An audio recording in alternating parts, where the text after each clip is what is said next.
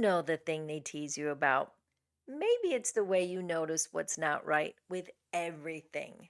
Maybe it's that you'd rather take care of someone else before you think about yourself. Maybe it's that you have to understand something completely before you can move forward. Maybe it's that you can't stop believing in others, even when they've stopped believing in themselves. Maybe it's that you share more than what most people think is necessary. Maybe it's that you see the path through a problem before anyone else does. Maybe it's that you feel what other people are feeling like it's happening to you, and you can't stop doing it. It just comes out. It's how you're wired, and the people in your life have something to say about it. Sometimes it's gentle, a laugh, a running joke, the thing they bring up at dinner because it's just so you. And you smile because you know they mean well. But sometimes it's sharper than that. Sometimes it lands less like a joke and more like a correction. Like something about you needs to be managed, turned down, and explained away. And whether it's gentle or sharp, you've heard it so many times that you feel the sting every time someone signals that who you are is too much. Here's what I want you to stay for. What if the thing everyone keeps pointing at isn't the problem they think it is? What if it's actually the most important thing about you? Here's what makes this kind of pain so hard to name. It's not coming from people who don't care about you. It's coming from your family, your friends, your partner, the people who know you best and love you anyway. And that's exactly what makes it so confusing. Because when a stranger gets you wrong, you can dismiss it. But when the people who have been with you for years still don't quite get you, that's harder to shake, and that starts to feel like information. So you do what most people do. You start managing yourself around them. You learn which parts of you they accept and which parts you should probably keep to yourself. And you get good at reading the room, even in your own home. You try to adjust, you try to soften, and you try to show up as a version of you that keeps things easy. And they love that version. Things go smoothly, nobody has to navigate anything uncomfortable. But you know something is missing because that version of you isn't the whole you. And somewhere underneath the managing and the adjusting, you're still waiting for that part of you to be embraced too.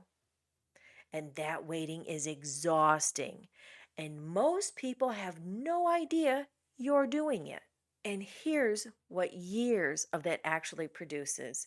You sit across from people who have known you for years, even decades, and you feel like a version of yourself, not a stranger, just not the whole you. And you don't even fully understand that.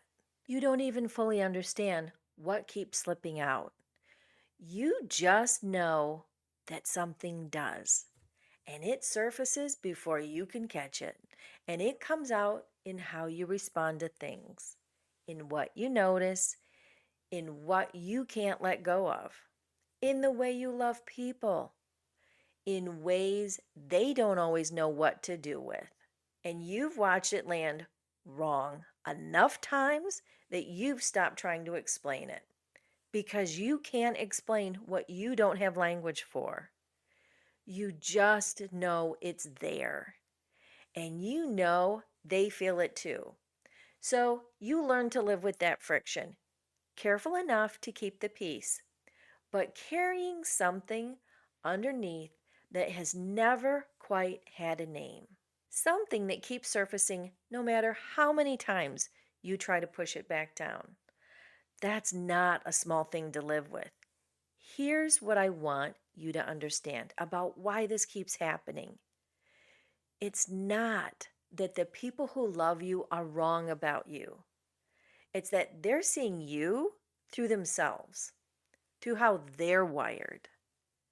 And when you move through the world differently than they do, the easiest thing for them to do is call it a quirk, call it a lot, and say it with a laugh or say it with an edge, but either way, hand it back to you needs to be fixed. Here's the part nobody says out loud. The person who laughs at how you notice what's wrong wasn't seeing someone built to see what should be.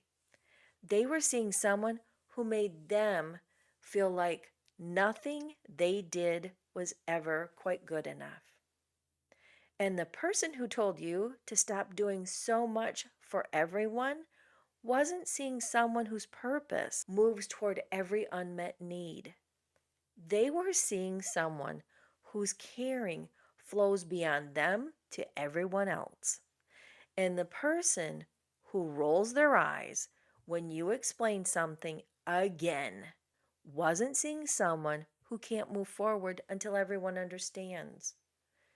They were seeing someone who made them feel like they weren't smart enough. The person who calls you naive for still believing in people wasn't seeing someone wired to see what is still possible. They were seeing someone whose hope made their own cynicism feel like a choice. And the person who tells you that you share too much wasn't seeing someone whose first instinct is always an open hand. They were seeing someone whose generosity exposed how stingy they are. The person who claims you always have to take charge wasn't seeing someone who can already see how to straighten out chaos. They were seeing someone who made them feel unnecessary. And the person who tells you that you feel too much wasn't seeing someone whose presence is the reason others feel safe.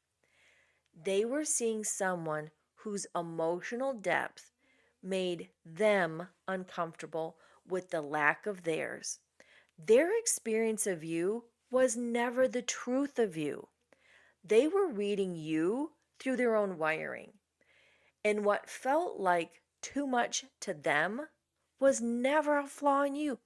It was just unfamiliar. And unfamiliar made them uncomfortable enough to hand it back to you as something that needed to change. It doesn't need to change, it needs to be understood. And I want to help you understand it. There are 7 specific ways people are wired to move through the world, and one of them is yours. When you hear it, you'll recognize it. Not because it's new, because it's been there your whole life. Some of you notice what's not right with everything. You don't mean to sound negative. You just see what others miss. The people around you call it criticism. It was never a flaw. It's how you were wired. Some of you can't stop taking care of people. You don't always know how to say no. Caring is just how you move through the world. And the people around you call it too much. But it was never a flaw. It's how you're wired. Some of you have to understand something completely before you can move forward. You try not to overthink everything. Your mind just needs the full picture first. And the people around you call it exhausting. But it was never a flaw. It's how you were wired. Some of you can't stop believing in others even when they've stopped believing in themselves. You're not trying to be unrealistic. That belief just rises up on its own, and the people around you call it naive. But it was never a flaw. It's how you were wired. Some of you share more than most people think is necessary. You don't always know when to stop. It's just how you're wired to love. And the people around you call it excessive. But it was never a flaw. It's how you were wired. Some of you walk into a problem and immediately see the path through it. You're not trying to take over, you just can't help seeing exactly how to move things forward. The people around you call it bossy, but it was never a flaw. It's how you were wired. And some of you feel what other people are feeling like it's happening to you. You're not trying to make everything about you, you just can't turn it off. And the people around you call it a weakness, but it was never a flaw. It's how you're wired. One of those descriptions just illuminated in your spirit more than the others. That wasn't a coincidence. That was recognition. And recognition is where change begins. I want to introduce you to Ing energy. And there are 7 types. Perceiving. You see what should be before anyone else does. Serve-ing. You notice who needs help before they ask. Teach-ing. You can't move forward until everyone understands. Encourage-ing. You see what's possible before anyone else believes it. Give-ing. You always find a way to share what you have. Lead-ing. You already have a plan for the chaos. Mercy-ing. You feel other people's pain like it's your own. Knowing which one is yours isn't just interesting, it's the beginning of understanding why you do what you do, why certain things drain you, and why certain things feel effortless, why the people who love you still sometimes get you wrong. You don't choose your ing type. It was placed in you before anyone had an opinion about it, before anyone called it too much, before you learned to manage it around the people who love you. It was always who you are, and it was always worth being known. Do you know your ing type? Most people don't yet. That's exactly what the quiz is for. It's free, and your results go straight to your inbox, and the link is in the description. I've spent decades watching people try to figure out why the people they love still don't quite get them. And I've watched the moment they realize it was about understanding themselves first. The moment is always quiet, it's not a big celebration or announcement, it's relief. The slow exhale of realizing how you were created wasn't wrong. Because what you find when you finally have language for your ing type isn't something new. It's something you've always known. And it was there before the teasing started, before the corrections came, before you learned to manage yourself around the people you love most. When you have language for how you're wired, something shifts. You stop guessing why you are the way you are, and you start seeing where your ing type was always meant to go, how it fits, how it serves, and what it was made for. That's the difference between a life with fulfillment and a life still looking for it. The people who love you aren't going anywhere, and neither are you. But now you have something you didn't have before. You have a name for it. Your identity is your purpose, and it has always been. I'll see you in the next video.